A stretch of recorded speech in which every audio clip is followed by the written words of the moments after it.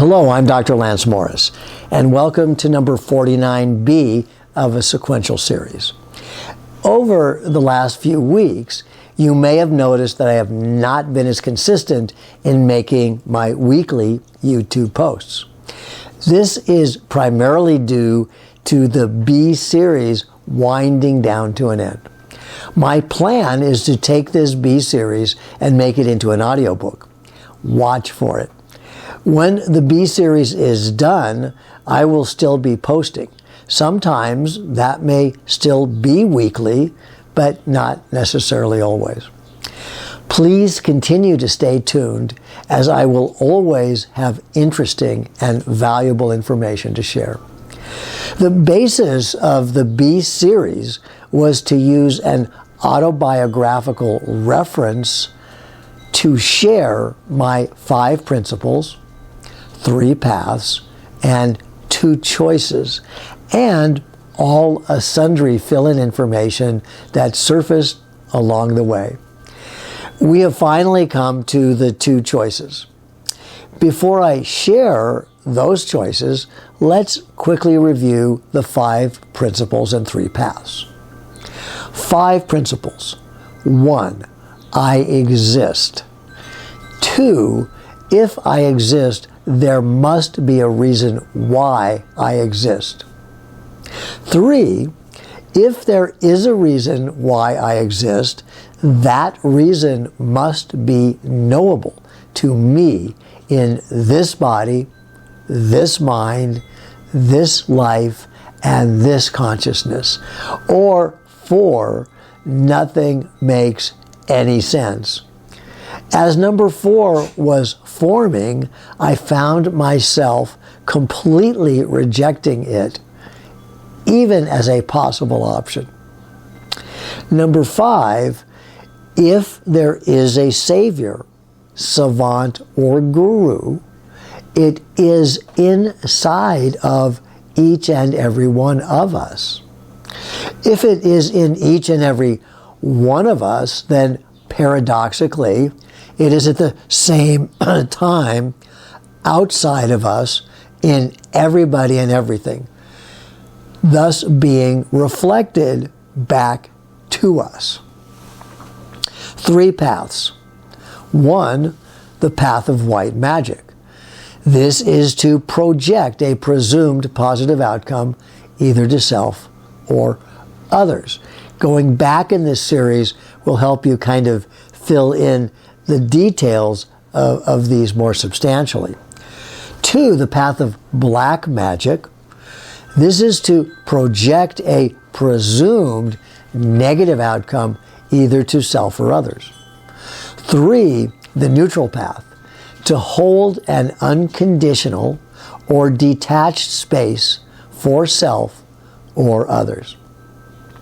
This series is to challenge my audience to use the tools I have shared, as well as to integrate any other teaching or knowledge base to find your own answers through direct personal experience. Some of your personal answers may coincide with mine, and others may not. As I share the 2 choices, you will see they have already been introduced, but now more formally. 2 choices. 1, to react, to be conditioned by our life experience. 2, to not react, to be unconditioned by our life experience. We can see a parallel of these choices mirrored from AA, Alcoholics Anonymous. Serenity prayer. To accept the things I cannot change, the courage to change the things I can, and the wisdom to know the difference. Yes, it is true to a limited degree that we can change things.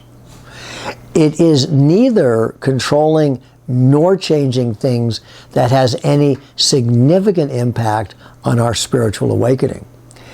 Our spiritual awakening is not some new or different process. It is actually a remembering. Although our external actions are relevant, they are not as significant as our internal reactions.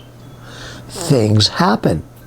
It is not the things that determine where we are on the spiritual continuum, but rather how we are with those things. It is our personal internal choice to react or not to our own personal actions and experiences that binds or frees us. Remember, I have made it clear that we are all here in a virtual school or training ground. We all cycle through the same experiences. We are not here to be perfect. We are here to learn and grow. We will make mistakes. Repetition is a part of this process. Things happen. Some we may deem we have control over, most we do not. Although I teach about the mechanics of manifestation, I proffer that only understanding the laws of cause and effect and actualizing them can we ever hope to break free from our karmic bonds.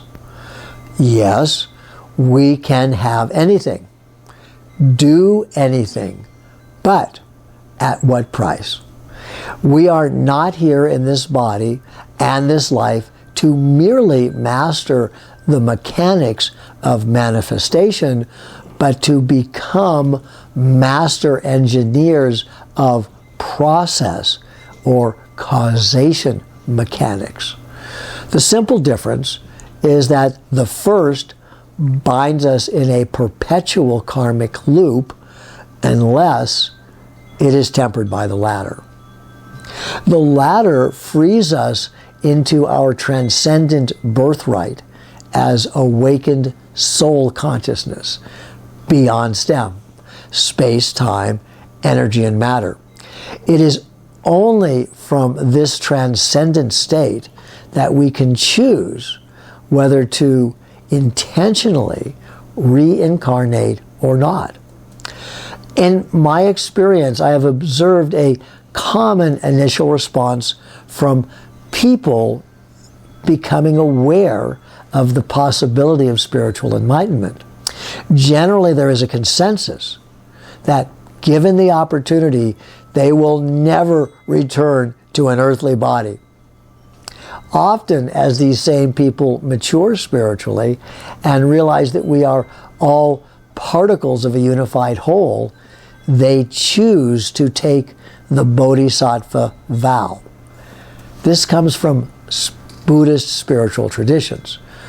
This vow is that on achieving enlightenment, rather than leaving earth embodiment forever, is to commit to continue returning to help be a catalyst for the enlightenment of everybody. In a nutshell, we are here to wake up and then serve all life and existence until we can all join as one beyond the boundary of duality inherent in the polarized dimensions of STEM, space, time, energy, and matter.